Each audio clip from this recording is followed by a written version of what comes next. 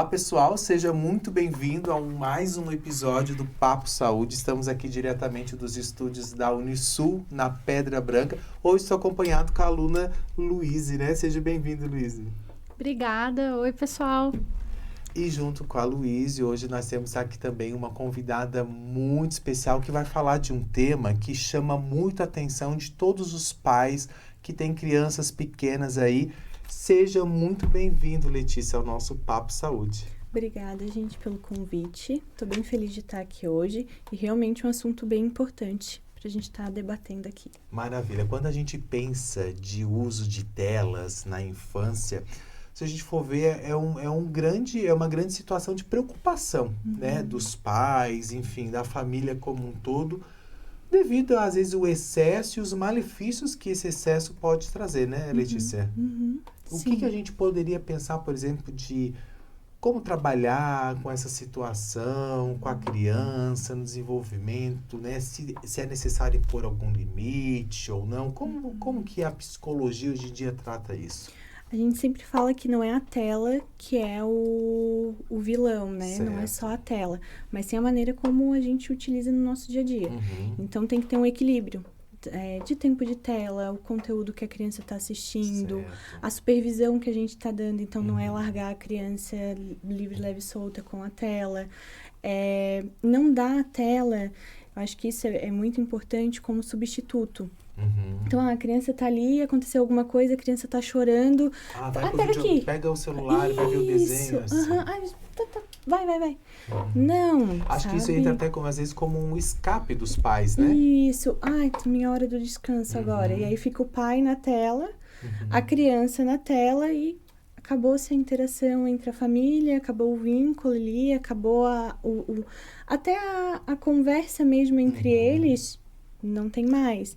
Então, é o equilíbrio, né? Não é o vilão, mas tem que ter estratégia no dia a dia que vai facilitar. Sim, até porque se a gente for pensar, hoje em dia, no meio de tanta tecnologia, de tanta informação, o uso da tela, o uso dessas tecnologias também tem que ser acompanhada pelos pais à risca, vamos assim dizer, né? Pensando no conteúdo que essa criança está absorvendo, né? Enfim, o que isso pode repercutir até mesmo no desenvolvimento da sua personalidade, né? Sim, a gente tem... Até saiu recentemente as orientações do governo federal, as orientações de tempo de tela por idade. Que então, interessante. de 0 a 2 anos é sem nada de tela, realmente é restrito, Certo. sem nada. Nem televisão, tentar o máximo possível. Dos 2 aos 5 anos, 1 hora só por dia, com supervisão. Então, em todas as orientações está com supervisão. E dos 6 aos 10, 2 horas por dia com supervisão. Então, em nenhum momento é largar a criança e, deixa, ele se virar, ele já sabe. No desenho ali. Tá no desenho, é aquele joguinho, mas tá no joguinho, dali a pouco já tá em outro jogo, já tá em outro desenho, já não tá mais no desenho, e isso é muito arriscado, isso é bem perigoso. A gente pensar também, né, dos riscos que tem se os pais não têm um controle sobre esse conteúdo, né? Pensando aí nos casos de pedofilia, né, enfim, conteúdos às vezes que não são apropriados para aquela faixa etária da criança, né? A criança, ela não tem noção de perigo. Ela não tem. Então, é nós adultos, que vamos fazer esse filtro, esse controle por ela. Então, se não tem supervisão, a criança está livre para conversar com qualquer um, né? E aí, tem muitos facilitadores hoje em dia na internet. A gente tem que pensar também, né, Luísa? Não sei também se você pensa dessa forma. Tem malefícios, né? Mas também a gente não pode impedir que a criança tenha acesso a essa tecnologia, né? Porque, em alguma forma, isso também contribui com o desenvolvimento dela, pensando no contexto social, né? A criança, hoje em dia, ela vai para a escola, os coleguinhas falam sobre o desenho X. Eu digo porque tem um sobrinho pequeno, por exemplo, e às vezes ele chega lá e diz, Dindo, agora a gente tem o boneco tal. Eu falei, que que é isso? Eu aprendo as novidades tudo pelos pacientes. Aham. Não são por eles. O que é isso? Então, também, isolar a criança desse contexto é isolar ela até mesmo desse mundo, dessa geração que está, né? Vindo, né? Nós somos seres que a gente precisa se sentir pertencente. Então, querendo ou não, a rede faz a gente se sentir dessa forma. Só que, de novo, entra o equilíbrio. A gente precisa ter equilíbrio. Tanto de questão de horário, o que a gente pode ver, qual que é o momento certo, então, a alimentação. Se a gente está ali no momento de refeição, é sem celular. Então, tem momentos para isso. Então, e a criança precisa do social, o real. O virtual não vai substituir. Então, o tete-a-tete, o abraço, o real é que vai gerar empatia, que vai gerar autonomia, resolução de problema. No virtual não vai ser a mesma coisa. Então, não substitui o outro. Por isso que tem que ter o equilíbrio. No virtual, se o outro me incomoda, eu bloqueio. Exatamente. E na vida real, a gente não tem como fazer A isso. gente tem que conviver, né? É. Eu estava lendo esses dias até uma reportagem sinalizando da dificuldade que essa geração está tendo no relacionamento interpessoal. Porque às vezes se isola tanto no seu mundo virtual que chega na hora pensando na relação de trabalho, por exemplo, né? Não necessariamente uma relação só de família, mas de trabalho. A gente sabe que hoje em dia precisa ter a soft skills bem desenvolvida para relacionamento interpessoal, né? Para pensamento crítico, enfim, construtivo, trabalho em equipe. E isso pode repercutir até mesmo no contexto profissional dessa criança futura, né? Com certeza, sem dúvida nenhuma, porque a criança que tá lá dentro, e aí a gente... Ai, gente, eu já vou pegando, já vou indo... Tranquilo, Meu pensamento ele é muito essa acelerado, mesmo. já vou pegando. Porque a criança tá lá e aí os pais colocam nessa bolinha, e se a criança vai resolver, às vezes os pais não deixam com que ela resolva sozinha, porque como a criança tá muito dentro dessa bolinha, ai, mas ela não é capaz de resolver sozinha. O que o pai vai lá e faz? Resolve por ela. Então, chega lá na vida adulta, o pai não vai estar junto. Como é que tá aí agora? Aquele meme, né? E agora, o que eu faço? Então, a criança já adulto, como é que vai resolver o que o chefe está pedindo, o que tem para fazer, né, tem 2 atividades, o que eu vou priorizar? Então, não vai ter esse senso de prioridade. Então, acaba que a tela acaba prejudicando essa parte também. E lidar com a frustração também, né? Porque na vida real a gente se frustra, não tem como reiniciar o joguinho. Não tem como dar um reset. Ou Desligar a tela. Ou eu perdi uma parte da historinha, eu posso voltar e ver de novo. Então, tudo isso acaba refletindo depois na vida fora Eu das ia entrar telas. agora, parei para dar uma pensadinha nessa parte da autorregulação, porque daí a tela entra muito nesse sentido. Porque o que acontece? A tela, ela mexe muito com o nosso sistema de recompensa. E aí o sistema de recompensa, ele é muito rápido da tela. É dopamina constante. Lá na nossa vida real, na nossa vida real, a gente não vai ter a mesma rapidez, o mesmo estímulo. Então, vai ser devagar. Quando essa criança sai ali do estímulo de tela para uma leitura, por exemplo, ou para o trabalho, que é, né, trabalhoso, não vai ter o mesmo estímulo. Então, muitas vezes, vão ter vão sair do trabalho com frequência, não vão permanecer, não vão querer... Não vão conseguir lidar com frustração, então já vão sair brigando ou xingando, não vão ter tato para lidar com a situação. Então, acaba influenciando muito nisso. Aí, puxando um pouquinho para o contexto de saúde também, né? Quando a criança... A gente está falando desse contexto de saúde, mas há algo um pouco mais específico, né? Quando a gente pensa na criança com uma tela, ela está num momento ali acompanhando um desenho, algum conteúdo, enfim, mas ela está parada. Né? Então, quanto mais a criança fica neste processo ali, né, sentado, deitado, enfim, né, vendo essa tela, ela está deixando de movimentar, né? E o movimentar ele é importante para o desenvolvimento da criança, né? Pensando, por exemplo, no contexto até mesmo da atividade física, do sedentarismo, e o que isso pode repercutir em patologias futuras para ela, né? E até na questão do desenvolver, porque a gente desenvolve a partir dos sentidos. Então, se a criança está ali na tela, parada, ela não está observando, ela não está tocando, não está tendo troca. Então, também não está tendo esse desenvolvimento. É um desenvolvimento mais lento. A gente falou até mesmo da relação de trabalho, mas até mesmo da relação afetiva também, né? Sim, com certeza. A criança estando neste mundo, ela, de certa forma, se isola, né? É que não... Gera uma falsa sensação de pertencimento, Certo. mas é falso, né? Não é o que acontece na vida real. Mas para a criança, depois é que ela vai se dar conta. É onde vem a questão da ansiedade, é onde vem a questão de depressão. Então, quando o famoso água bate na bunda, quando a água bate na bunda, que daí a criança e o adolescente, né, e os pais também, é que vão se dar conta que, opa, não é isso, tem alguma coisa que tá acontecendo que não tá legal, sim, sabe? Que a gente precisa rever. E que a gente precisa rever. E aí, né, parte de uma sensibilização para a futura conscientização dos pais, né?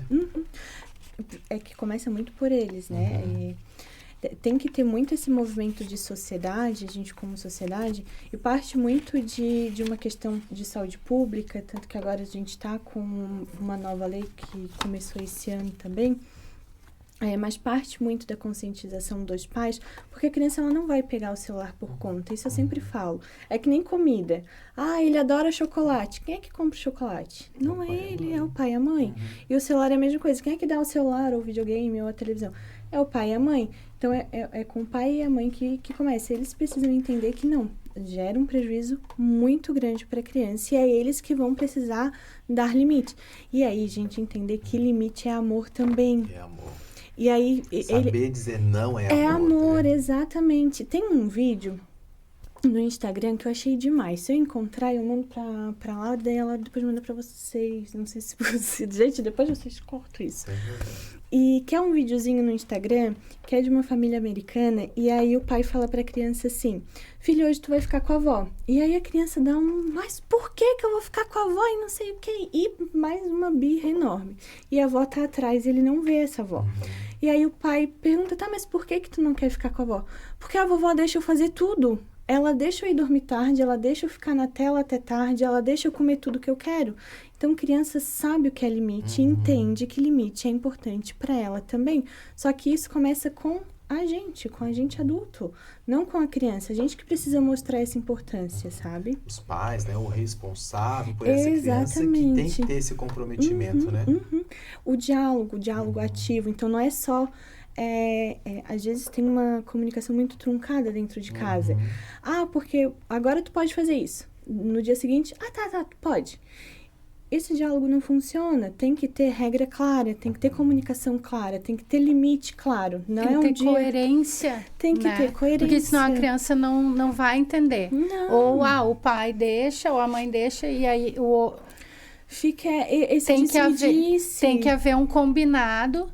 Porque senão essa criança ou esse adolescente ali no meio, ele não vai conseguir dar conta de tudo isso. Porque é um ser em formação. Ele precisa, digamos, de quem já tem mais experiência, que oriente e que vá auxiliando, né, a conseguir controlar, né? A regulação das crianças, do adolescente, depende do adulto. Então, a comunicação dele também depende do adulto. Eu geralmente oriento fazer um contratinho com... A gente escreve. Quanto mais visual, melhor. Quanto mais a gente usar o nosso sentido, facilita muito o nosso dia.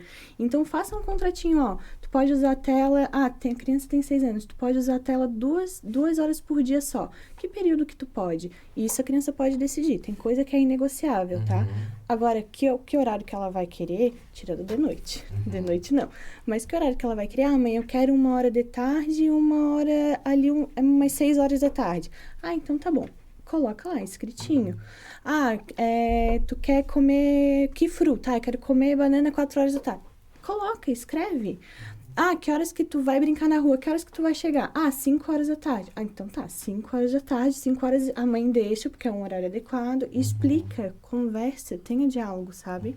De fazer a criança ter esse sentido de responsabilidade até mesmo, né? Isso é muito importante, né? E aí, de novo, eu acho que é importante a gente frisar que não vai começar pela criança, vai começar pelo adulto. E quando a gente pensa também dar limite a isso, é dar oportunidade para outras coisas, né? Como, por exemplo, eu estou com um limite ali de 2 horas para o uso de tela dessa criança. Nas outras horas, é a oportunidade de ele brincar com uma bola, né? Correr, estar em movimento, ler, né? Ou Ou até não fazer nada. Ou até fazer Porque nada, a gente tirar tem um muito soninho. isso de estar sempre com o tempo Acelerado ocupado, também. sempre fazendo algo. E o não fazer também, ele é importante, né? Porque, até a gente enquanto adulto, eu vou descansar. O que a gente faz? Eu vou descansar. A gente vai lá e pega o celular.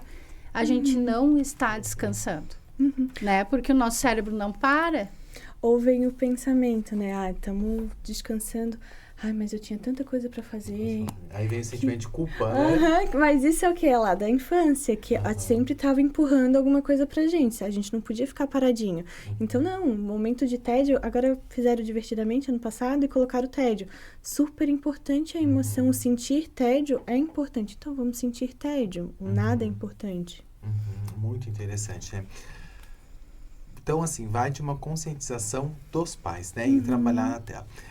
Letícia, dentro do nosso Papo Saúde, a gente tem um quadro que a gente chama mitos e verdades, tá? A nossa produção aí, os alunos vão atrás e trazem pra gente algumas questões, alguns questionamentos. E aí eu vou trazer aqui pra você e você vai dizendo, né? Eu e a Luísa vamos trazer aqui e você pode dizer, é mito, é verdade, fique à vontade se quiser estar complementando, tá? Vamos lá pro primeiro, então. As telas deixam as crianças mais inteligentes? Não, é mito. É mito. Por que seria um mito? Porque não deixa mais inteligentes, mas também não deixam mais burras. É a questão do equilíbrio ali que a gente tem que ter em questão de limite, em questão de conteúdo. Então, tem sites mais educativos, sites que estimulam mais, nesse sentido. Maravilha. Vai lá, Luísa. Usar o celular antes de dormir atrapalha o sono. Sem dúvida nenhuma. O celular, para quem não sabe, tem luz azul. E a luz azul se compara à luz do dia.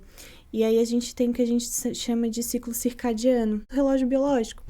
Então, a luz azul atrapalha muito o nosso relógio biológico na questão principalmente do hormônio da melatonina, que é o hormônio do sono. Então, atrapalha super. Outra aqui, Letícia, vamos lá. As redes sociais ajudam os adolescentes a se sentirem mais conectados? Mito ou verdade?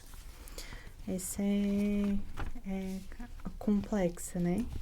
Porque não é nem mito e nem mentira nem verdade. Que vem com aquela questão do pertencimento. Então, ele precisa se sentir pertencente, mas também tem muita questão da comparação, tem a questão da validação. O meu amiguinho tem, eu não tenho. Isso. Né? O meu amiguinho recebeu 200 curtidas, eu não.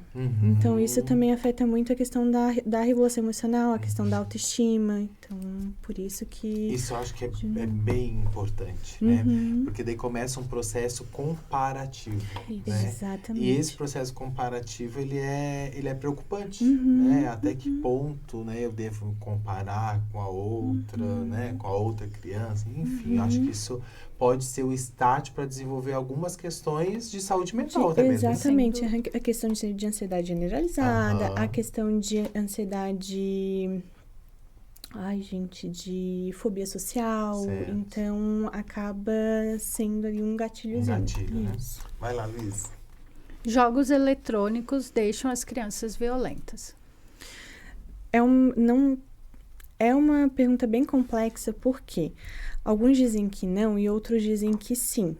Tem a questão de regulação emocional, que é bem importante. Então, a criança ela acaba não conseguindo... lidar com frustração como ela deveria. E a questão dos jogos de violência, porque tem uns jogos que são muito violentos, acabam sim deixando a criança por algumas horas com comportamentos mais agressivos. Isso são alguns estudos mais recentes. Não é que vai se perpetuar, né, uma criança agressiva ou, né, um transtorno de personalidade social. Não, mas deixa, assim, a criança por algumas horas mais agressiva, mais reativa a certas situações. As redes sociais aumentam o índice de ansiedade e depressão em adolescentes? Crianças, adolescentes? Sim, aumenta, só que aí a gente tem que tomar cuidado que não é só esse a fator. tela, é multifatorial, né? Então, é o efeito dominó que a tela influencia o sono, que influencia a desregulação emocional e aí assim por diante. Então, não é só a tela, é tudo o que ela acaba causando. Vai lá, Luiz.